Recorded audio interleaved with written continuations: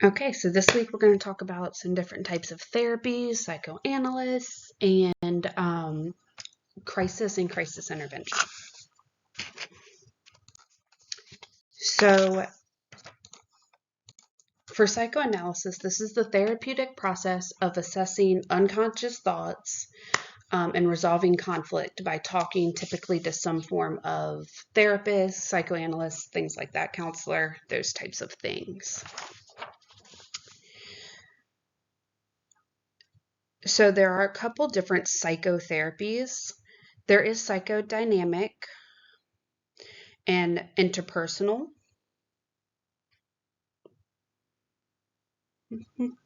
The big ones that I want you to look at are cognitive therapy, cognitive behavioral therapy, and dialectal behavioral therapy. Because those are the ones we're going to see the most as far as looking at treatment choices for our different mental health clients. So cognitive therapy is based on a cognitive model where an individual's thoughts to solve a current problem is what the focus is.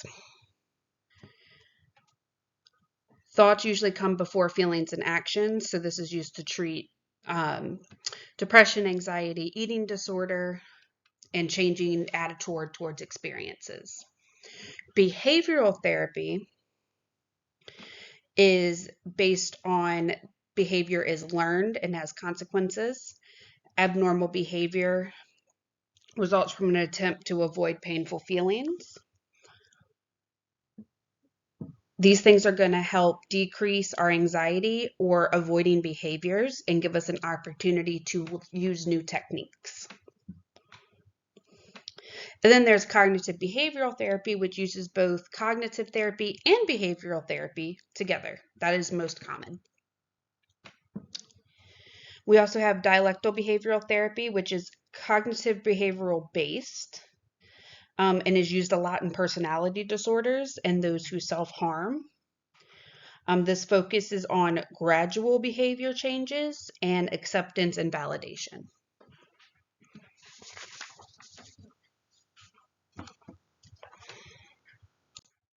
So cognitive behavioral therapy uses cognitive reframing.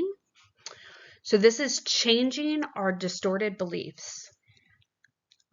You will see me use this on you guys a lot when you come to me telling me that you're going to fail, you don't know anything, you're stupid, X, Y, and Z, which every student always does. I will use this on you and I will make you do some cognitive reframing. So we have priority restructuring. This is where we decide what we're going to prioritize to help keep our mental health. Journal keeping is going to help write down our thoughts. Assertiveness training is going to help people solve a problem with non-aggression. And monitoring thoughts is going to make you aware of the negative thinking so that you can use your cognitive reframing to help with this. So an example of the cognitive reframing would be, I'm a bad person who never does anything good. Through therapy, we may change to, I've made some bad choices, but I'm not a bad person. I'm actually still a good person. With our behavioral therapy, the first one we talk about is modeling. You see this a lot. This is where the therapist, the nurse, somebody serves as a role model to the client who imitates the behavior that we want to see. Operant conditioning is going to be our positive reinforcement. So we reward positive behavior. So this is reward systems, treats, things like that. Systemic desensitization. This is going to be a therapy that is planned and progressive and exposes the client to anxiety provoking things. And you use anxiety relaxation techniques to help it go away. And this is something that's done very, very gradually. We have aversion therapy, which is kind of the opposite of operant conditioning. This is where we have a maladaptive behavior with a punishment. instead of a positive behavior with a reward.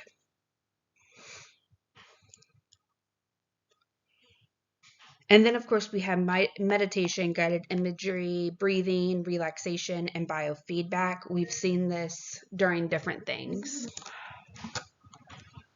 which we've used for like help with pain techniques and things like that. Other techniques that you may hear about are flooding, and this is where we go through a lot of undesirable stimuli at one time to prevent them from being able to hyper-focus on one stimuli. There's response prevention, which is we prevent the client from doing a compulsive behavior. Thought stopping, we've already talked about. And then there's validation therapy. And this helps with disoriented older adults by respecting and invalidating their feelings to time and place, even though it may not be real.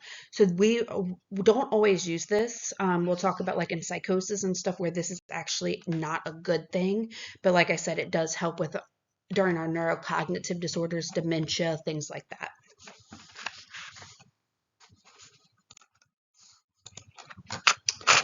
So now we're going to talk about some group therapy and then family therapy. So group therapy has, of course, multiple people, not just one-on-one.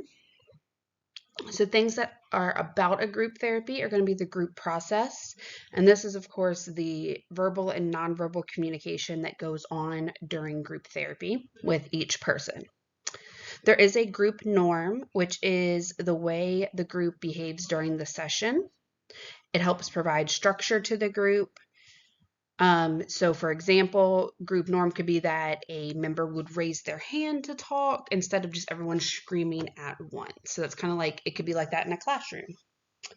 There can be hidden agendas. And this is where some group have goals that are different from everybody else. Subgroups, which is a smaller number group within the larger groups. That's kind of like your buddy cliques. And if you think about that, there's dynamics, which is how each member is affected by each other member of the group. And then you can have a homogeneous group, which is where all of the members share something in common. So this may be like AA, everyone there is an alcoholic in recovery. There could be one for LGBTQ community. There could be assault communities, things like that. Grief, loss of a partner, loss of a parent, where everyone in that group has experienced the same thing. When we look at our group therapies, our focus is going to be helping everybody develop more functional and satisfying relations. Typically, things that are going to happen is sharing common feelings and concerns, sharing stories and experiences, diminishing isolation, and creating a healing and restoring environment. We do still have our orientation, working, and termination phase, very similar.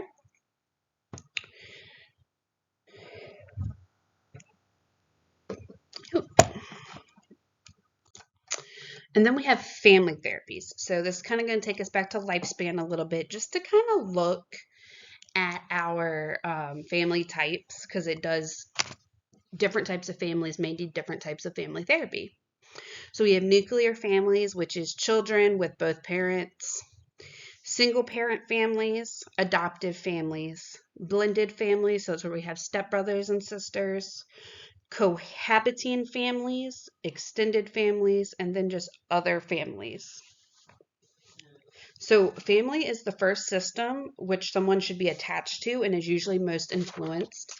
So when things are out of balance within the family, it can cause more turmoil for individual and as a family whole. So a family can be healthy, or they can have healthy or dysfunctional characteristics. Healthy families are going to be ones that support the well-being of each and every family member. So we have communication. This is really important. Healthy families are going to have clear, understanding messages between each other, where dysfunctional families are going to have blaming, manipulating, distracting, generalizing. You always say that. You never let me do what I want, things like that. Management, a healthy family is going to be adults of the family agree on important issues, where in dysfunctional management is chaotic. Boundaries in healthy families, boundaries are distinguishable and roles are defined. In dysfunctional families, we have one of two things. We can have diminished boundaries where there are no boundaries, or rigid boundaries where things are super inflexible. Socialization with healthy families, members will interact with each other, where in dysfunctional families, children are not learning socialization skills. In healthy families, for emotional supportive, the emotional needs of all family members would be met. Where in a dysfunctional family, negative emotions predominate most of the time, and most people feel isolated or afraid to show concern. Other issues you may see is something called scapegoating. This is where a member with little power is blamed for everything.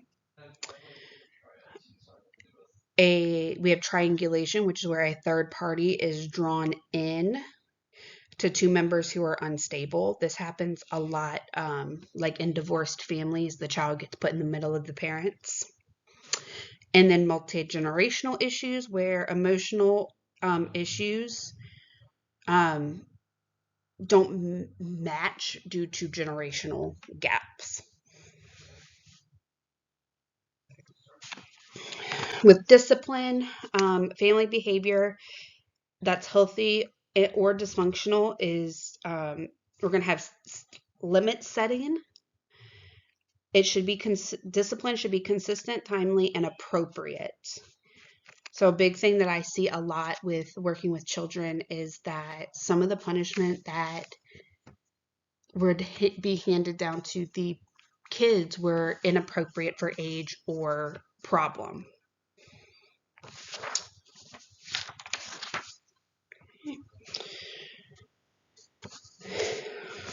And of course, our goal is to help recognize these things and note how it can get better, worse, and see what changes can be made.